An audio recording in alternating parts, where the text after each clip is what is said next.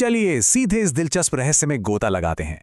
हम सभी बालकृष्ण की लीलाओं से बहुत अच्छी तरह परिचित हैं, है ना? खासकर उनका वो नटखट माखन चोर वाला रूप। एक ऐसा बालक जो अपने दोस्तों के साथ मिलकर पूरे गोकुल में माखन की मटकियां खाली कर देता है। लेकिन क्या आपने कभी सोचा है कि इस बेहद मनोरंजक कहानी के पीछे एक बहुत ही गहरी दिव्य योजना छिपी है? एक ऐसा रहस्य जो अक्सर हमारी नजरों से बच निकलता है। इस एक्सप्लेनर में आज हम बिल्कुल उसी रहस्य को उजागर करने वाले हैं। अब सबसे पहले दिमाग में ये सवाल आता है जो सच में बहुत कौतूहल पैदा करता है कि जो सत्ता संपूर्ण ब्रह्मांड की निर्माता है, जो पूरे जगत का स्वामी है, उसे एक छोटे से चोर की तरह दूसरों के घरों से माखन क्यों चुराना पड़ा? मतलब क्या ये सिर्फ एक छोटे बच्चे की भूख थी, या फिर एक सामान्य सी दिखने वाली इस घटना के पीछे कोई ऐसा गहरा दार्शनिक और आध्यात्मिक सत्य छिपा है जिसे समझना हमारे लिए बहुत जरूरी है? सच मानिए, इस आम सी चोरी के पीछे दरअसल एक बहुत ही असाधारण और दिव्य उद्देश्य था। तो आइए इस कहानी के पहले हिस्से की तरफ बढ़ते हैं, गोकुल में माखन की सुरक्षा। गोकुल में माखन को किसी अनमोल खजाने की तरह सेफ रखा जा रहा था। गोपियों ने, खासकर सावित्री और जानकी ने, एकदम कड़े सुरक्षा उपाय अपना लिए थे। मटकियों को घर के सबसे भीतरी, सबसे सुरक्षित कमरों में रखा जाने लगा और उन पर बड़े बड़े ताले लगा दिए गए। और बात सिर्फ कमरों को बंद करने तक ही नहीं थी, बाकायदा पहरेदार भी लगाए गए ताकि कोई भी बालक उस कीमती माखन तक ना पहुंच सके। सच में ये एकदम किसी तगड़ी तालाबंदी जैसी स्थिति बन गई थी।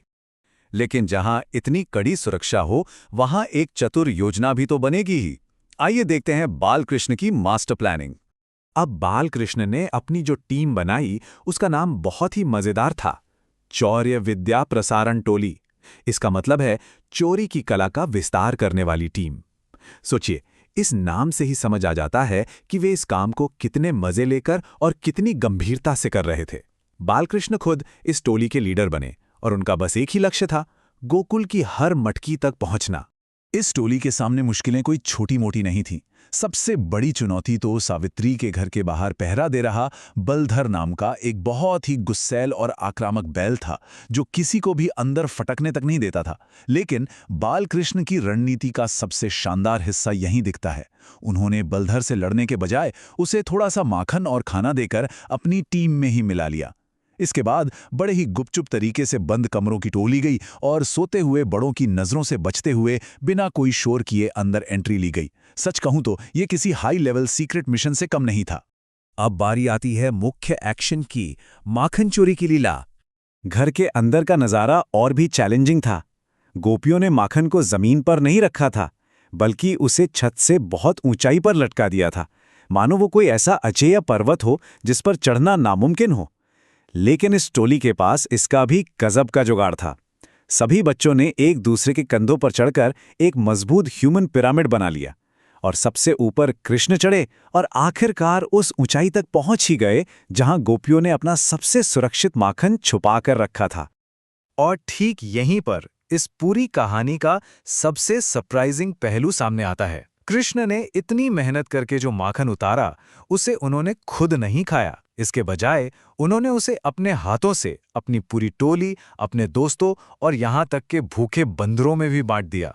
मतलब ये चोरी कम और एक दिव्य दान का काम ज्यादा लगता है, जहां मेहनत किसी और की है लेकिन फल सभी भूखों को बराबर बांटा जा रहा है। चलिए अब चलते हैं इस कहानी के अगले पड़ाव पर, जब मामला माता यशोदा के सामने पहुंचता है। ये सीन सच में बहुत ही मनोरंजक है। एक तरफ वो गुस्से में भरी गोपियां हैं जो माता यशोदा से शिकायत कर रही हैं कि उन्होंने खुद कृष्ण को अपनी आंखों के सामने माखन चुराते हुए देखा है, और दूसरी तरफ हमारे बालकृष्ण हैं जो एकदम मासूमियत का नाटक कर रहे हैं। भले ही उनके पूरे चेहरे पर माखन लगा हो, लेकिन उनका डिफेंस इतना सॉलिड होता है कि वो कहते हैं, मैया मैंने नहीं खाया, वो तो कोई और आया था।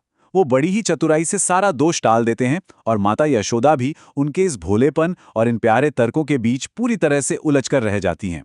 लेकिन अब हम आते हैं सबसे अहम हिस्से पर, चित्तचूर और इसके पीछे का गहरा आध्यात्मिक रहस्य।